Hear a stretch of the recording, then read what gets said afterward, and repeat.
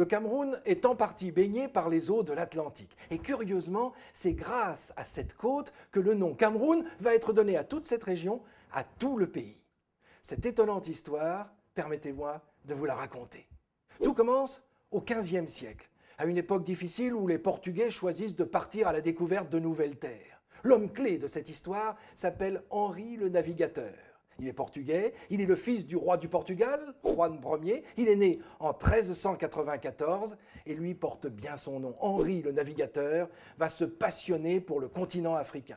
C'est à la suite d'une guerre au nord de l'Afrique qu'il va prendre conscience que toutes ces terres sont à découvrir. Alors il va envoyer des marins, il va envoyer des navigateurs vers de nouvelles terres, vers de nouvelles découvertes. Il leur demande 3 choses. 1, surtout de bien écrire sur des morceaux de papier ce qu'ils voient, ce qu'ils découvrent. 2, de dessiner des croquis pour pouvoir faire des cartes, pouvoir créer des cartes maritimes très précises. Et 3, de naviguer à bord de bateaux d'exception que l'on appelle les caravelles. C'est lui qui imagine ce bateau léger qui va pouvoir se déplacer non seulement dans l'océan, mais aussi remonter les cours d'eau. Décidément, Henri le Navigateur est l'homme clé de la situation. Quand il disparaît en 1460, tout va commencer.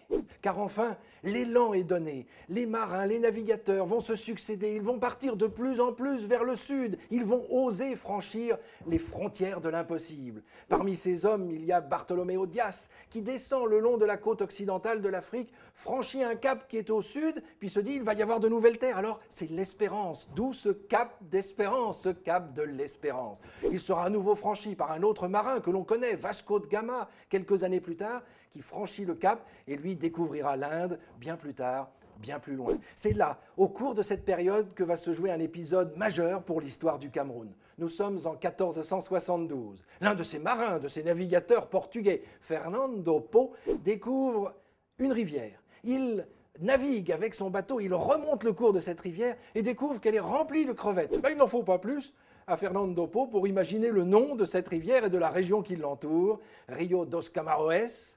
Le fleuve, la rivière des crevettes, c'est l'origine du nom du Cameroun. Camaroès va se transformer au fil du temps pour nous offrir ce joli nom, Cameroun.